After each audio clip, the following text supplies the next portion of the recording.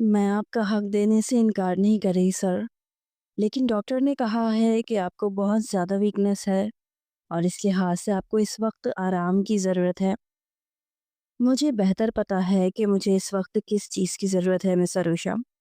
Weakness کی تو آپ بات ہی نہ کریں، میری شدتیں جھیلنے کے بعد آپ کو اندازہ ہو جائے گا کہ میں پیار کرنے کے لیے بالکل فٹ ہوں۔ زارون شاہ نے خمار لہجے میں عروشا کو مخاطب کیا تھا، جبکہ وہ زارون شاہ کی نظروں کی بے باکیوں کو دیکھتے ہوئے اندر تک کانپ گئی تھی۔ تو پھر کیا خیال ہے، میں فٹ ہوں یا انفٹ یہ پروف کروں؟ وہ بستر سے اٹھتا، پیچھے سرکتی عروشا کو دیوار کے ساتھ پن کرتا، پہلی بار اس کی سراہی دار گردن پر اپنی محبت کا لمس چھوڑتا، اب گردن سے نیچے کا سفر کر رہا تھا۔ رات کی خاموشی گہری ہو چکی تھی، پورے محلے میں سناٹا سا چھایا ہوا تھا۔ کہیں دور کسی کتے کے بھونکنے کی آواز آتی تو لگتا جیسے اس سناٹے کو کاٹنے کی کوشش کر رہی ہو۔ عروشا نے آسمان کی طرف دیکھا، تاروں بھرا آسمان اس کے لیے ہمیشہ ایک راز رہا تھا۔ وہ ان تاروں کو اپنی تقدیر کی طرح محسوس کرتی تھی، روشن، خوبصورت، مگر ہمیشہ فاصلوں میں لپٹا ہوا۔ وہ ستارے جو بچپن میں کہانیاں سناتے تھے اب اسے چپ چاپ تکتا محسوس ہوتے تھے۔ اس نے ہلکے سے آنکھیں بند کی اور دل میں ایک سوال ابھرا، کب بدلے گا ہمارا نصیب؟ ساتھ ہی ایک بوڑھی مگر پرسکون آواز آئی، ارو، تم نے اپنے کالج کی فیس جمع کروا دی؟ یہ اس کی ماں تھی، جس کی سلائی کی سوئی نے برسوں سے اس گھر کی دیواروں کو جوڑے رکھا تھا۔ جی امی، کروا دی تھی۔ اس کے والد کئی سال قبل فیکٹری کے ایک حادثے میں زندگی ہار گئے تھے، اور اس نے اس لمحے نے جیسے پورے گھر کو خاموشی کی ایک زنجیر میں جکڑ دیا تھا۔ شوہر کے جنازے کے ساتھ ہی اس کی ماں نے اپنی ہنسی، خواب اور سہارا دفن کر دیا تھا۔ اب صرف سلائی مشین کی کھڑکھڑاہٹ اور عروشا کی پڑھائی کے نوٹس ہی ان کی زندگی کا سہارا تھے۔ گھر چھوٹا تھا، مسائل بڑے، ذمہ داریاں بھاری، خواب اگر آتے بھی تو جاگتے میں ڈراتے تھے۔ اس نے اپنا گریجویشن کمپلیٹ کر لیا تھا، 50 جگہ دھکے کھانے کے بعد آج پھر سے اس کا ایک جگہ انٹرویو تھا۔ سفید شلوار قمیض میں ملبوس وہ گویا سادگی کی مکمل تصویر لگ رہی تھی۔ سادگی اس کی پہچان تھی، مگر اس کے انداز میں ایک نفاست تھی، ایک وقار تھا جو اسے عام لڑکیوں سے الگ کرتا تھا۔ تمام راستے وہ بظاہر بس کی کھڑکی سے باہر دیکھتی رہی، لوگ، گاڑیاں، عمارتیں، سب کچھ روز جیسا تھا، لیکن اس کی دل کی دھڑکنیں معمول سے تیز تھیں۔ شارع فیصل پر ٹاور کے باہر کھڑی وہ عمارت کو تکتے ہوئے چند لمحے رک گئی۔ شیشے سے بنی وہ بلند عمارت اس کے اندر چھپے خوف کو اور بڑھا رہی تھی۔ اس نے گہرا سانس لیا، فائل کو مضبوطی سے تھاما اور اندر داخل ہو گئی۔ فرنٹ ڈیسک پر موجود خاتون نے اسے انٹرویو ہال کی طرف اشارہ کیا۔ لمبے کوریڈور سے گزرتے ہوئے اس کے قدم آہستہ ہو گئے۔ اندر داخل ہونے سے قبل اس نے خود کو تھوڑا سا تھپکایا اور دستک دی، میں آئی، کم ان۔ اندر 3 افراد بیٹھے تھے، 2 عمر رسیدہ مرد اور درمیان میں ایک شخص جس کی موجودگی نے اس کے قدم لمحہ بھر کو روک دیے۔ وہ زارون شاہ تھا، اپنے آفس کا چیف ایگزیکٹو، خاموش، وجیہہ، عمر تقریباً 34-35 کے درمیان، چوڑے کندھوں اور متوازن جسم رکھنے والا، سرخ و سفید رنگت سلیقے سے تراشے گئے بال، ماتھے پر ہلکی سی شکنیں اور آنکھیں وہ گہری اور ساکت تھیں، جسے غور سے دیکھنے کی عادت ہو۔ چہرے پر ہلکی بیئرڈ جو اسے مزید باوقار بناتی تھی۔ انداز خاموش، بیٹھے miss Urusha Khan, qualification B S C honours economics, university of Karachi سے۔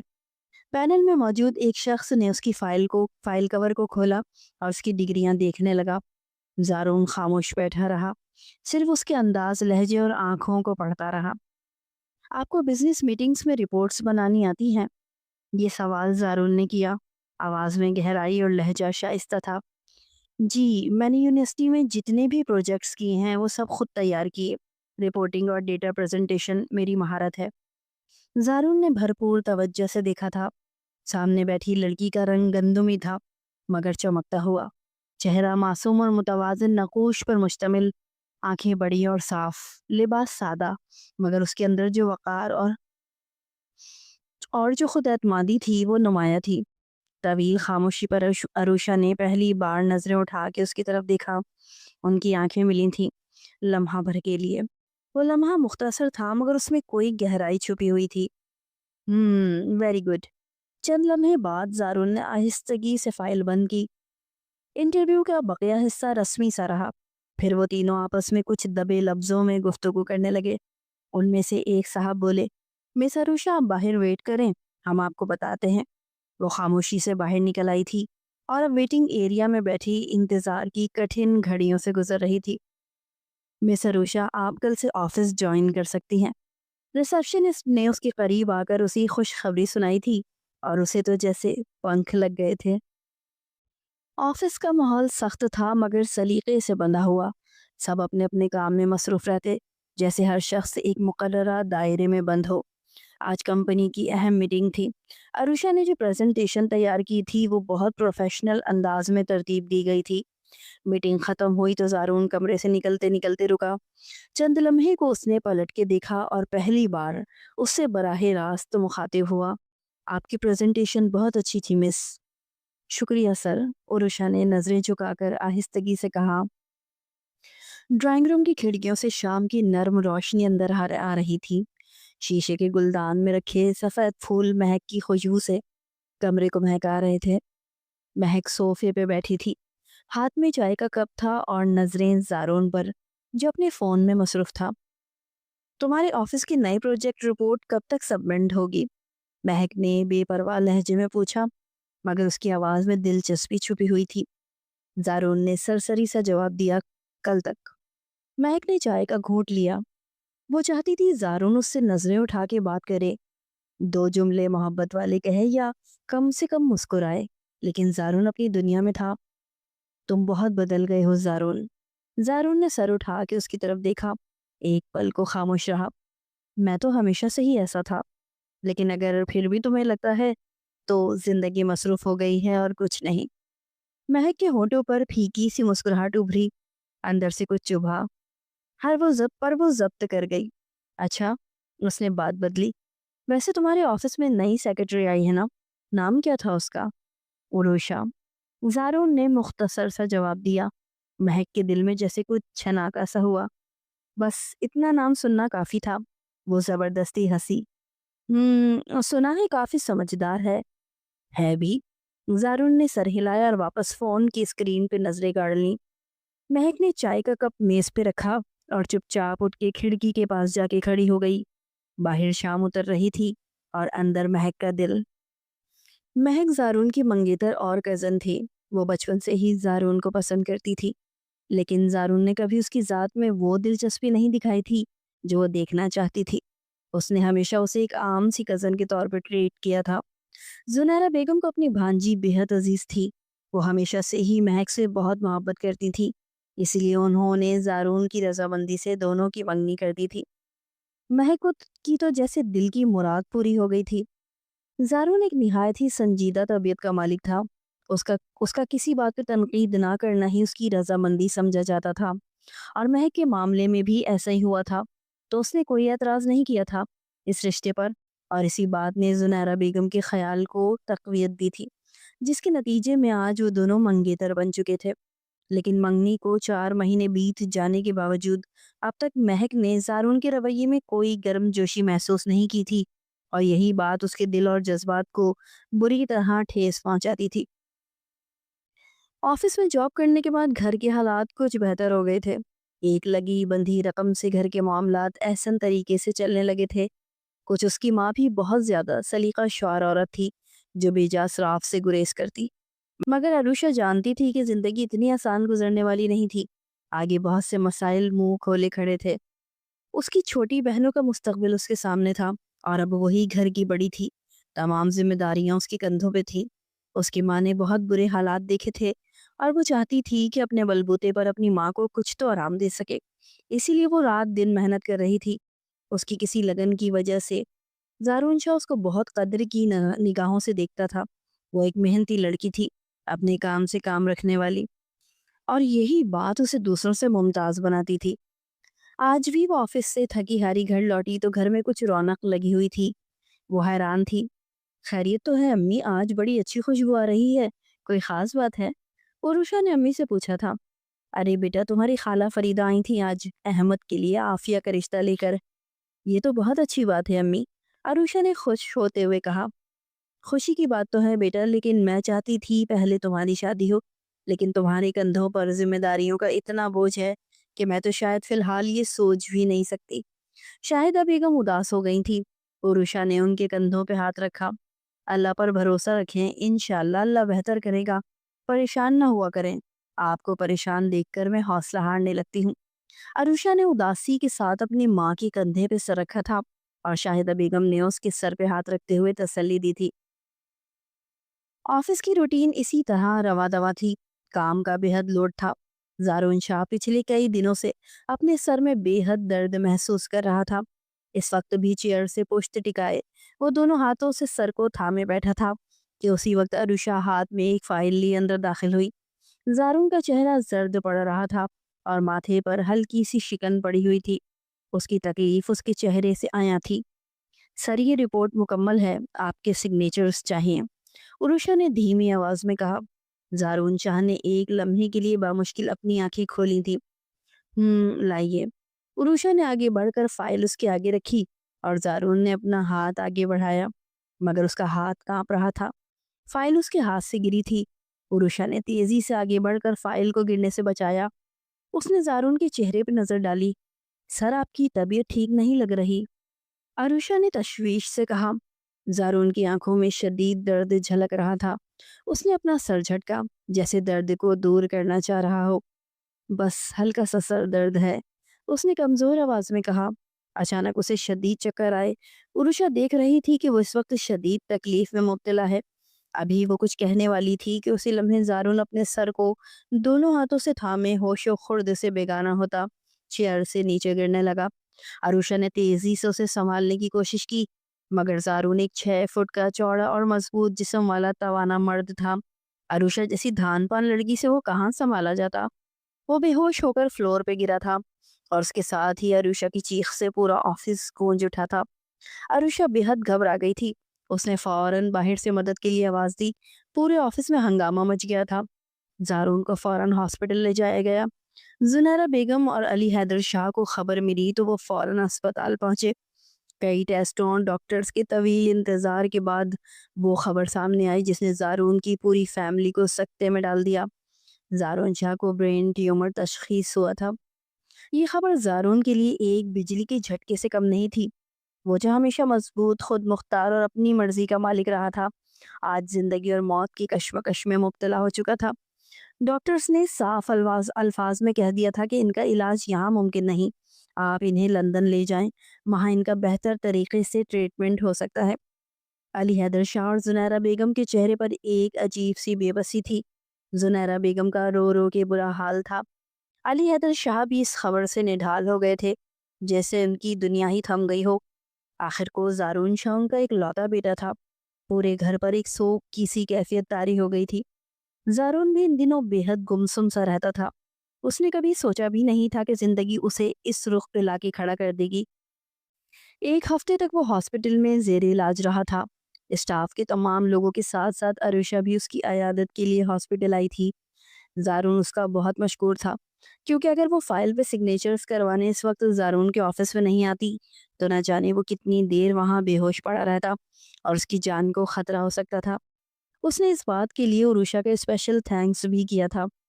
کوئی بات نہیں سر، بس آپ جلدی سے تندرست ہو جائیں، یہی ہماری دعا ہے، عروشہ نے کثرے نفسی سے کام لیتے ہوئے زارون شاہ کو کہا تھا۔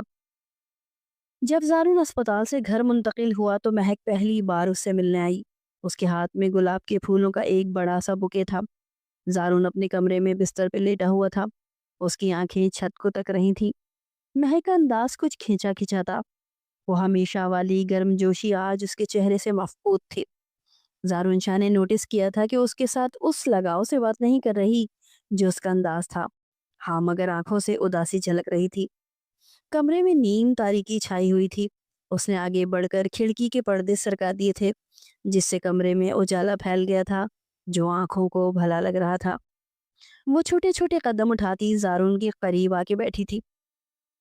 زارون، کیسے ہو تم؟ مہک نے بامشکل دریافت کیا۔ اس کی آواز میں خوف اور ایک عجیب سی بے چینی تھی۔ زارون نے پلٹ کے دیکھا۔ ٹھیک ہوں، اس نے مختصر جواب دیا۔ اس کی آواز میں ہلکی سی بے بسی کی جھلک تھی۔ جلدی سے اچھے ہو جاؤ، پھر ہم ساتھ گھومنے چلیں گے۔ تمہیں پتا ہے، میری سہیلیوں نے نادرا نے ریاض جانے کا پلان بنا رکھا تھا۔ مجھے بھی بہت فورس کر رہی ہیں ساتھ چلنے کے لیے، لیکن میں تمہاری طبیعت کی وجہ سے الجھن میں ہوں کہ جاؤں یا نہ جاؤں۔ مما تو کہہ رہی ہیں چلی جاؤں، کیونکہ تمہاری وجہ سے میں بہت بے حد پریشان ہو رہی ہوں۔ کہہ رہی تھی کہ دل بہل جائے گا۔ زارون نے بے ساختہ مہک کے چہرے کی طرف دیکھا تھا۔ ایک ہلکی سی ملامت کا احساس اس کی آنکھوں میں ابھرا تھا۔ تمہیں جانا چاہیے مہک، ویسے بھی یہاں رہ کے تم کیا کرو گی؟ زارون نے جیسے اس کی مشکل آسان کر دی تھی۔ مہک نے کچھ دیر وہاں بیٹھنے کی کوشش کی، مگر اسے زارون کا یہ بے حس اور کمزور روپ برداشت نہیں ہو رہا تھا۔ وہ اس ہینڈسم باوقار زارون کی عادی تھی، نہ کہ اس بیمار اور خاموش زارون کی۔ اسے زارون کی کمرے کی فضا بوجھل لگی۔ اس نے مزید چند رسمی باتیں کی اور پھر آنے کا پرومس کرتی جلدی سے وہاں سے نکل گئی۔ پیچھے زارون اس کی بے حسی پر اپنے سر کو جھٹکتا آنکھیں موند گیا تھا۔ زارون کی طبیعت کی ناسازی کے باوجود عروشہ اپنا کام ایمانداری کے ساتھ کر رہی تھی۔ وہ زارون کی پی اے تھی، اس لیے جو بھی ضروری فائلز اور سگنیچر لینے ہوتے وہ زارون شاہ کے بنگلے پہ چلی آتی۔ عروشہ کے گھر پر اس کی بہن رافعہ کی شادی کی تیاریاں چل رہی تھی۔ اس کی خالہ نے بہت ہی جلدی رخصتی مانگی تھی، جبکہ عروشہ کے حالات اس وقت کسی بھی قسم کا خرچہ اٹھانے کے قابل نہیں تھے۔ لیکن پھر بھی وہ نہیں چاہتی تھی کہ اتنا اچھا رشتہ ہاتھوں سے نکل جائے، کیونکہ احمد اس کا خالہ زاد ہونے کے ساتھ ساتھ ایک قابل لڑکا تھا، اور یقیناً عافیہ شادی کے بعد بے حد خوش رہتی۔ وہ دل سے چاہتی تھی کہ جو محرومیاں انہوں نے اپنے باپ کے گھر دیکھی ہیں، عافیہ کو شادی کے بعد دیکھنے کو نہ ملے، اور وہ خوشحال زندگی گزارے۔ وہ اپنے گھر کی سربراہ بن گئی تھی۔ اپنے باپ کے بعد اس نے گھر کی ساری ذمہ داریوں کو اپنے کندھوں پہ اٹھا لیا تھا۔ اس کی یہی ہمت اور لگن تھی جو اسے زنیرہ بیگم کی نظروں میں لے آئی تھی۔ وہ نوٹس کر رہی تھی کہ تمام امپلائیز میں سب سے زیادہ ذمہ داری کے ساتھ کام کرنے والی لڑکی عروشہ ہی تھی۔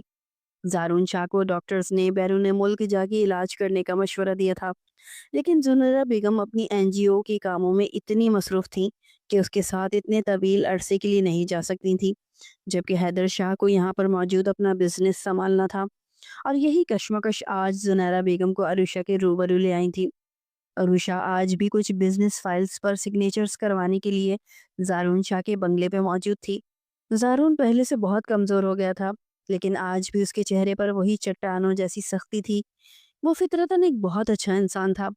کچھ ہی مہینوں میں عروشہ کو اس کی نیچر کے بارے میں اندازہ ہوا تھا کہ وہ جتنا چہرے سے سخت مزاج نظر آتا ہے، اپنے کولیگز پر اتنا ہی مہربان تھا۔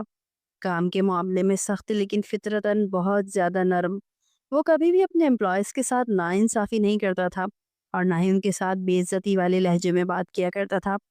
یہی وجہ تھی کہ دوسرے امپلائیز کے ساتھ ساتھ عروشہ بھی اس کی دل سے قدر اور عزت کرتی تھی، اور زارون شاہ کو اس حال میں دیکھ کر دلی طور پہ دکھی بھی تھی۔ وہ ابھی بھی فائلز پہ ضروری بریفنگ اور سگنیچرز کروا کے ڈرائنگ روم سے باہر نکلی تھی کہ زنیرہ بیگم نے اسے آواز دی تھی۔ سنو، ادھر آؤ، چند منٹ مجھ سے بات کر سکتی ہو؟ زنیرہ بیگم نے نہایت چاشنی بھرے لہجے میں عروشہ کو مخاطب کیا تھا۔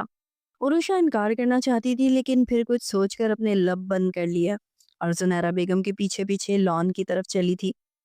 لان کی کرسی پہ براجمان ہوتے ہوئے زنیرہ بیگم نے اسے اپنے سامنے رکھی کرسی پر اسے بھی بیٹھنے کا اشارہ کیا تھا اور ملازم کو چائے کے لیے کہا تھا۔ عروشہ اندر ہی اندر حیرت میں تھی کہ آخر ایسی کیا بات ہے جو انہوں نے عروشہ کو چائے کے بہانے روک لیا ہے، کیونکہ وہ جب سے یہاں آ رہی تھی اس نے دیکھا تھا کہ زنیرہ بیگم کے چہرے سے ہی ایک مغرور خاتون نظر آتی تھی۔ انہوں نے ہمیشہ ہی عروشہ کے سامنے ہونے پر اس کے سلام کا جواب بھی صرف سر ہلا کے دینے پہ اکتفا کیا تھا، اور آج اسے اپنے سامنے بٹھا کے چائے کی آفر کر رہی تھی، اور یہی بات عروشہ کو الجھن میں ڈال رہی تھی۔ ملازم ابھی ابھی چائے رکھ کے گیا تھا، اور عروشہ کی طرف اشارہ کرتے زنیرہ بیگم نے اپنے چائے کا کپ اٹھا لیا تھا۔ عروشہ نے بھی ان کے اشارے پہ چائے کا کپ اٹھا کے لبوں سے لگایا تھا کہ اسی وقت زنیرہ بیگم کی آواز اس کے کانوں میں پڑی تھی۔ کتنے افراد ہیں تمہاری فیملی میں؟ زنیرہ بیگم نے چائے کی چسکی لیتے ہوئے عروشہ سے دریافت کیا تھا۔ جی، ہم 3 بہنیں ہیں، میں سب سے بڑی ہوں۔ والد صاحب کیا کام کرتے ہیں تمہارے؟ زنیرہ بیگم نے چائے کی چسکی بھرتے ہوئے دریافت کیا تھا۔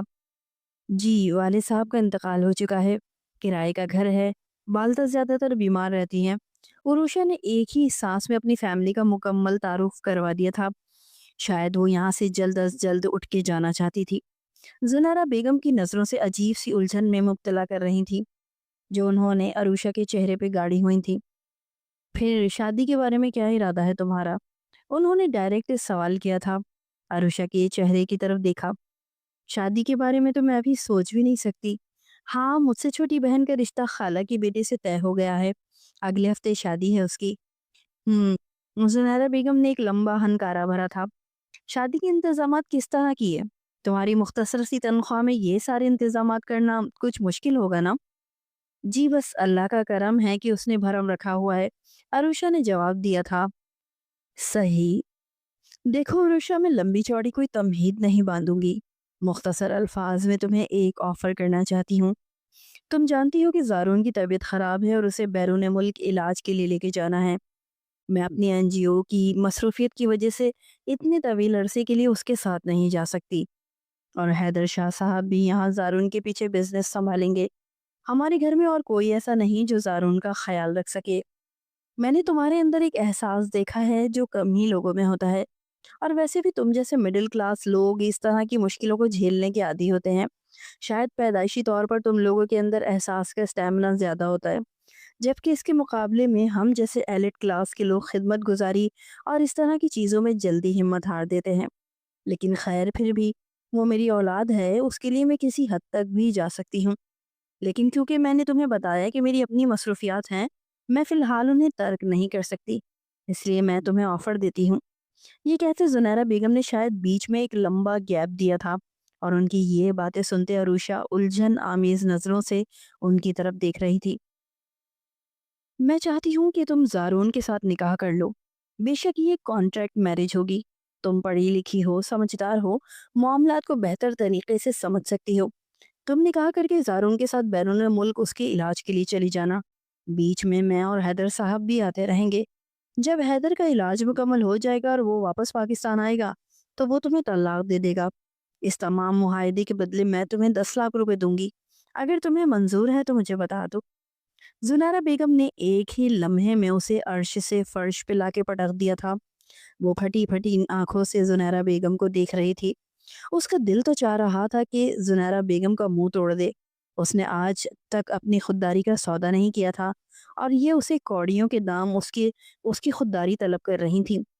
بڑی مشکل سے اپنے غصے کو ضبط کرتے ہوئے اس نے اپنے الفاظ کو میٹھا رکھنے کی کوشش کی تھی۔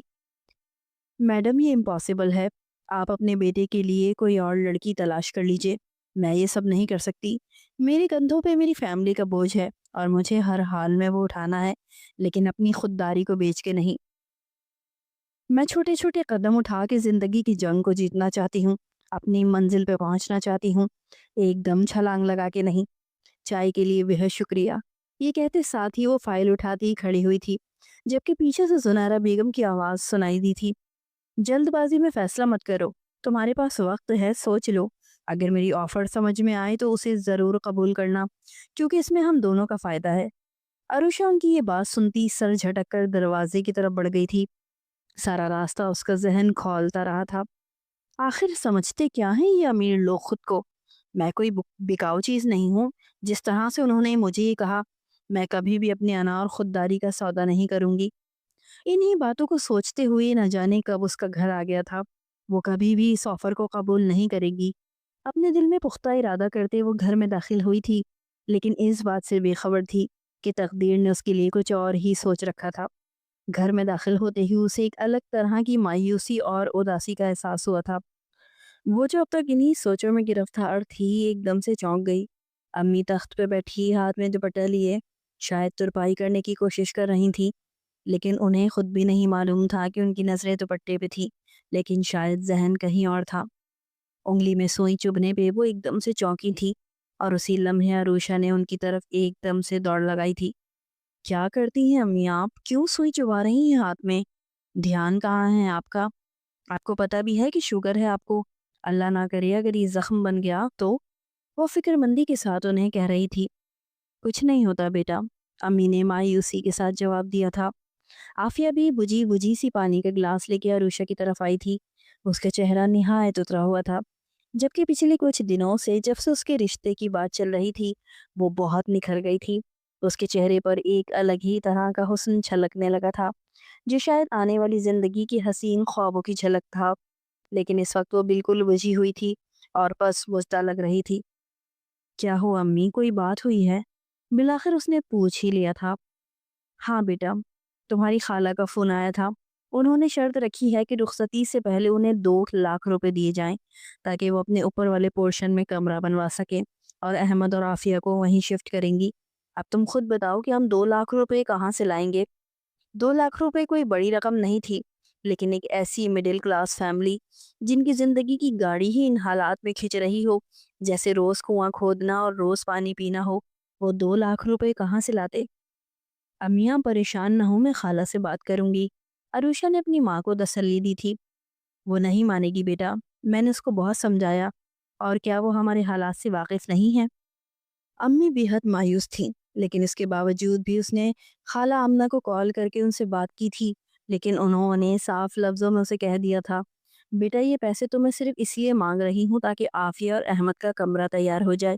نیچے والا کمرہ اس حالت میں نہیں ہے کہ ان دونوں کو دیا جائے، اور ویسے بھی آنے والے وقت میں تمہیں پتا ہے میں صوبیہ کی شادی کا ارادہ رکھتی ہوں۔ اگر یہ کمرہ انہیں دے دوں گی تو مہمانوں کو کہاں اٹھاؤں بٹھاؤں گی؟ خالہ سے مایوس ہو کر اس نے احمد کو بھی کال کی تھی، لیکن اس نے بھی ساری بات اپنی اماں پہ ڈال کے قصہ ختم کر دیا تھا۔ رات کے 2 بج چکے تھے اور وہ ابھی تک سوچوں کے سمندر میں غوطہ زن تھی۔ کہاں سے لائے گی وہ 2 لاکھ روپے؟ انہی سوچوں میں گم وقت گزرنے کا احساس ہی نہیں ہوا تھا۔ پھر آخر کار اس نے فیصلہ کر لیا تھا کہ اسے زنیرہ بیگم کی آفر کو قبول کرنا ہے، کیونکہ اس کے پاس اور کوئی راستہ نہیں تھا۔ اگلے دن وہ زنیرہ بیگم کی روبرو بیٹھی تھی۔ اس کی آنکھوں میں آنسو تھے، مگر اس نے انہیں اندر ہی جذب کر لیا تھا۔ عروشہ کو اپنے روبرو دیکھ کر زنیرہ بیگم کے چہرے پر ایک فخریہ مسکراہٹ آئی تھی۔ مجھے مجھے آپ کی آفر قبول ہے، عروشہ نے بامشکل کہا۔ اس کی آواز حلق میں اٹک گئی تھی۔ بہت خوب، تم نے بہت سمجھداری کا فیصلہ کیا ہے۔ زنیرہ بیگم ایک دم ہی کھل اٹھی تھی۔ اسی جمعے کو نکاح کر لیتے ہیں، 2 ہفتے بعد زارون کی فلائٹ ہے، اسی درمیان تمہارے اور زارون کے ڈاکومنٹس تیار ہو جائیں گے۔ زنیرہ بیگم جیسے سب طے کیے بیٹھی تھی۔ عروشہ نے اپنی ماں کو سب بتا دیا تھا۔ شاہدہ بیگم نے اسے سمجھانے کی بھی کوشش کی تھی، لیکن وہ جانتی تھیں کہ اگر انہوں نے عروشہ کو اس بات کی اجازت نہیں دی تو دوسری طرف عافیہ، جو نکاحی ہوئی تھی، ہمیشہ کے لیے گھر کی دہلیز پہ بیٹھی رہ جائے گی۔ دوسری طرف انہوں نے اپنے دل کو یہ تسلی بھی دی تھی کہ زنیرہ بیگم نے زارون شاہ کے ساتھ نکاح کی تجویز دی تھی، جو کسی حد تک ان کے دل کو تسلی دینے کے لیے کافی تھی کہ کم از کم اس کا محرم بننے والا تھا۔ سوچ سوچ کر عروشہ کا دماغ شل ہونے لگا تھا۔ زارون شاہ اس کا باس، اور اب اس کا شوہر بننے والا تھا، وہ بھی تیمارداری کی نیت سے۔ یہ ایک ایسا سودا تھا جو اس کی روح کو زخمی کر رہا تھا، مگر اسے اپنی بہن کی شادی اور اپنی ماں کی پریشانی یاد آئی۔ وہ اس بے بسی کے عالم میں پھنسی ہوئی تھی جہاں اس کے پاس اور کوئی چارہ نہیں تھا۔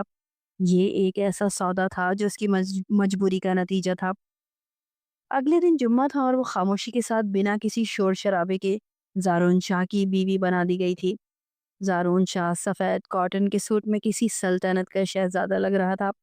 ایک لمحے کے لیے اس کی نظریں زارون شاہ کی طرف اٹھی تھیں اور پھر جیسے پلٹنا بھول گئی تھیں۔ بلا شبہ وہ ایک خوبصورت اور ہینڈسم شخصیت کا مالک تھا، ایک ایسا شخص جس کے ساتھ کی تمنا کوئی بھی لڑکی کر سکتی تھی، لیکن دوسرے ہی لمحے وہ اپنی دنیا میں لوٹ آئی تھی۔ وہ جانتی تھی کہ یہ شادی ایک کانٹریکٹ کا نتیجہ ہے اور یہ شہزادہ کبھی بھی اس کا نصیب نہیں ہو سکتا تھا۔ اس نے اپنے سر کو چٹکتے ہوئے اپنے ہاتھوں پہ نظریں جما دی تھی۔ دوسری طرف وہ سادہ سے پنک کلر کے سوٹ میں قیامت ڈھا رہی تھی۔ سوز نے اس کے حسن کو ایک الگ ہی رنگ بخشا تھا۔ زارون شاہ ایک لمحے میں اس کی معصومیت کے سحر میں جکڑا تھا، لیکن پھر ہر احساس سے دامن چھڑاتے ہوئے اندر کی طرف بڑھ گیا تھا، کیونکہ زنیرہ بیگم نے اسے صرف اتنا بتایا تھا کہ عروشہ اس کی تیمارداری کے لیے اس کے ساتھ بیرون ملک جا رہی ہے، اور یہ نکاح اس سفر اور قیام کے دوران قانونی پیچیدگیوں سے بچنے کے لیے ضروری ہے۔ اور اس نے کہا تھا کہ یہ اس نے صرف 10 لاکھ روپے کی رقم لی ہے، یہ رشتہ صرف ایک معاہدہ ہے، اس سے زیادہ کچھ نہیں۔ نکاح کے بعد وہ اپنے گھر لوٹ آئی تھی۔ کیونکہ 2 ہفتے بعد زارون کے ساتھ اس کی لندن کے لیے فلائٹ تھی۔ وہاں کے ایک بڑے ہاسپٹل میں زارون کا علاج ہونا تھا اور وہ یہ دن اپنے گھر والوں کے ساتھ گزارنا چاہتی تھی۔ زنیرہ بیگم نے عروشہ کو 10 لاکھ روپے دے دیے تھے اور اسی دوران رافیہ کی شادی ہو گئی تھی۔ ایک بوجھ تھا جو عروشہ کے سر سے سرک گیا تھا۔ بقایا دن پلک جھپکتے گزر گئے تھے۔ آج ان کی لندن کے لیے فلائٹ تھی۔ اس نے دل پہ پتھر رکھ کر زارون شاہ کی بیوی کا درجہ قبول کر لیا تھا۔ یہ رشتہ محبت کا نہیں، مجبوری اور فرض کا تھا، مگر اسے معلوم نہیں تھا کہ یہ مجبوری کا سفر اس کی زندگی میں کیا رنگ بھرنے والا تھا۔ آج ان کی فلائٹ تھی اور صبح کی خنکی نے لندن کی طویل سفر کا مژدہ سنایا۔ عروشہ نے سامان باندھ لیا تھا۔ اس کے دل میں ایک عجیب سی ہلچل تھی۔ یہ ایک نئے سفر کا آغاز تھا، مگر اس کی بنیاد ایک مجبوری پہ قائم تھی۔ جہاز نے جیسے ہی اڑان بھری، عروشہ نے کھڑکی سے باہر دیکھا۔ کراچی کی روشنیاں پیچھے چھوٹتی جا رہی تھی۔ اس نے ایک لمبی سانس لی اور خود کو سنبھالا۔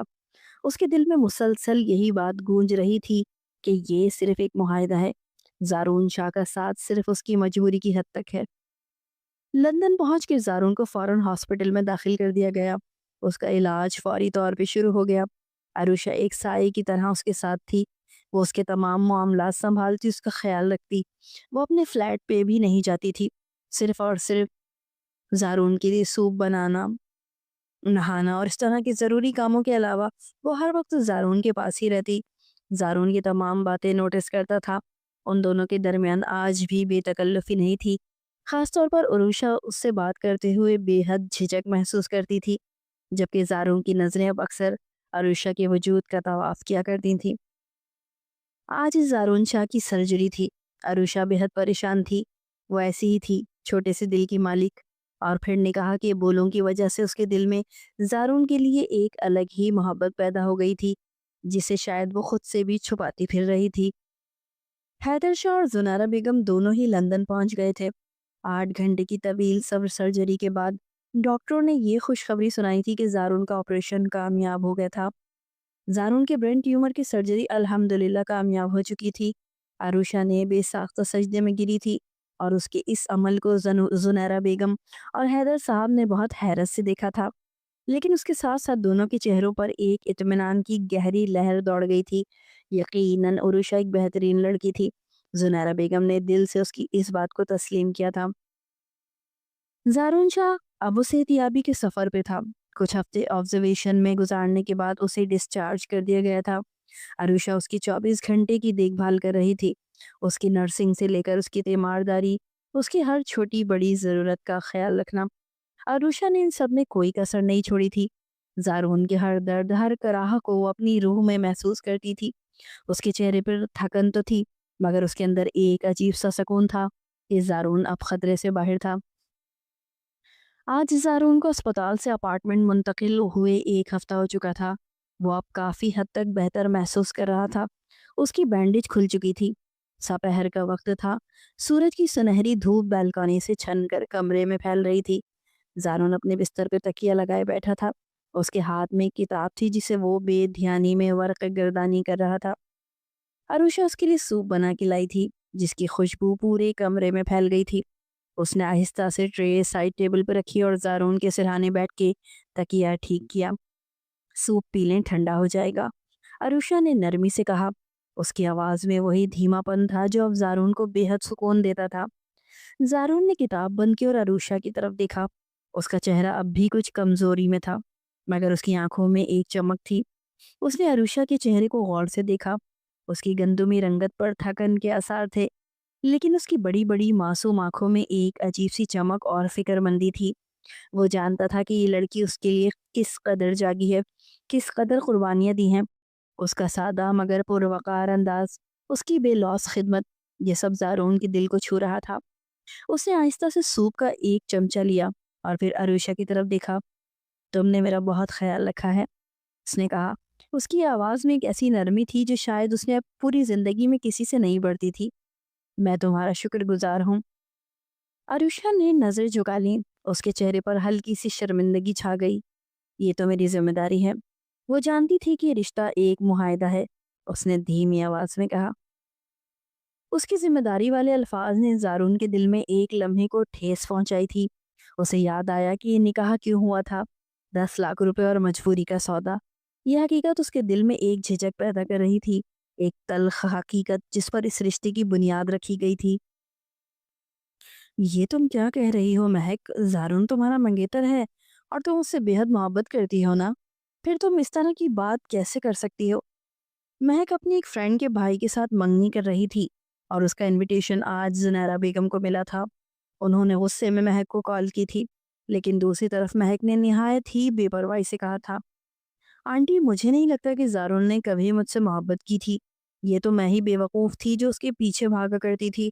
और अब तो वो बीमार भी हो गया है, जिसकी वजह से वो पहले से भी ज़्यादा संजीदा रहने लगा है। मुझे नहीं लगता कि मैं उसके साथ अब मज़ीद इस रिश्ते में रह सकती हूँ।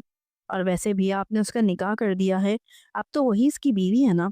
महक ने कहा, हाँ, लेकिन वो रिश्ता सिर्फ मजबूरी के लिए बनाया गया था। तुम तो अच्छी तरह जानती हो। अब वैसे भी ज़ारून मुकम्मल तौर पे सेहतयाब हो चुका है।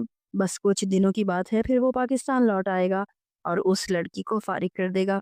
बस फिर मैं तुम दोनों की धूमधाम से शादी कर दूंगी। जुनैरा बेगम ने महक को पुचकारा था। ओहो आंटी, आप भी कैसी बातें करती हैं? कौन सा मुआहदा? इतने अरसे से वो दोनों साथ मियाँ बीवी हैं, एक ही घर में एक ही छत के नीचे रह रहे हैं। आपको क्या लगता है कि उनके बीच कोई ताल्लुक नहीं बना होगा? और जो कुछ आप मुझसे कह रही हैं, क्या इस बारे में आपने ज़ारून से बात की है? मैंने 2-3 मर्तबा उसकी खैरियत के लिए कॉल की थी, लेकिन वो तो ठीक से बात भी नहीं करता मुझसे। पता नहीं उसके दिल में क्या है, लेकिन नाउ आई डोंट केयर। अब मुझे कोई फ़र्क नहीं पड़ता। और जो भी हो, वैसे भी मैं अब अपना माइंड सेट कर चुकी हूँ। मेरी तरफ से बहुत सारी गुड विशेज़ हैं ज़ारून की हेल्थ के लिए, लेकिन ये शादी वगैरह अब मुमकिन नहीं। जैसे ही वो पाकिस्तान आए मुझे इन्फॉर्म कीजिएगा, मैं उससे मिलने आऊँगी।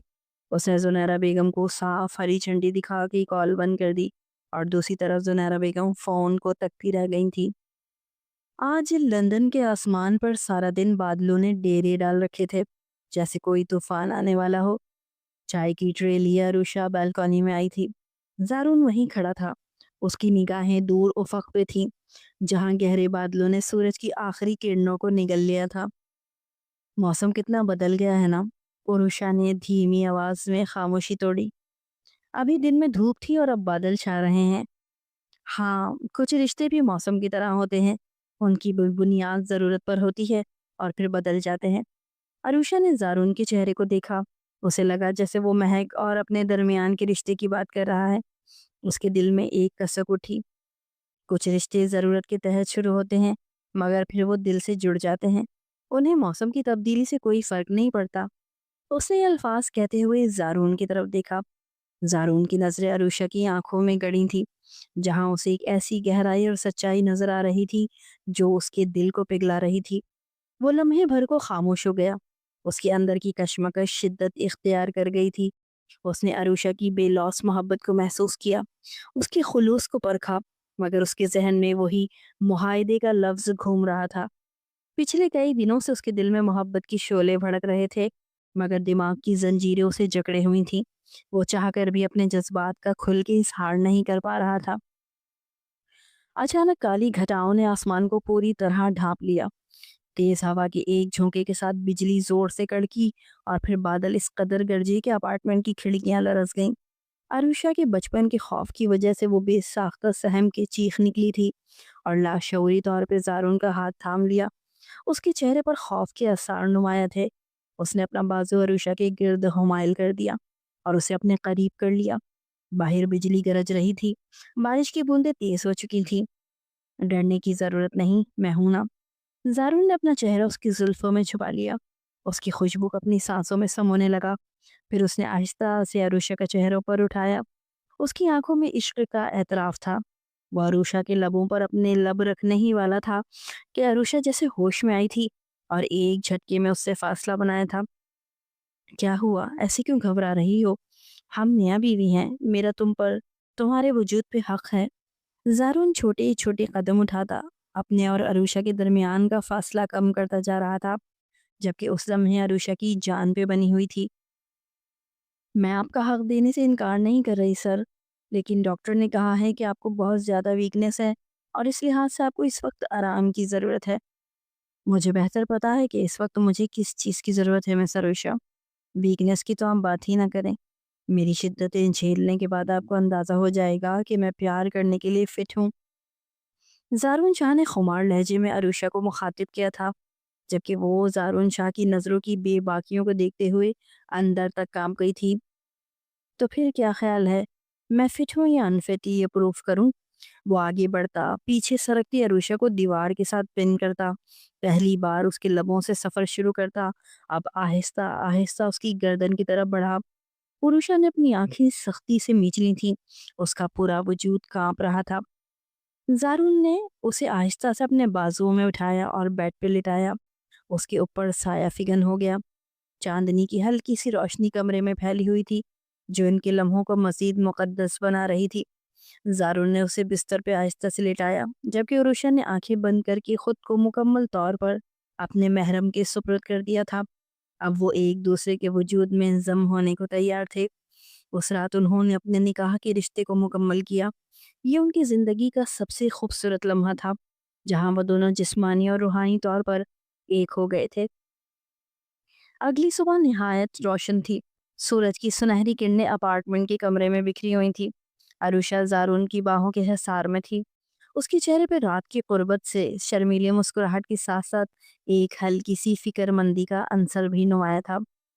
کیا بات ہے، اس چاند سے چہرے پر یہ فکر مندی کس بات کی؟ زارون نے اسے اپنی باہوں میں مزید مضبوطی سے سمیٹتے ہوئے پوچھا۔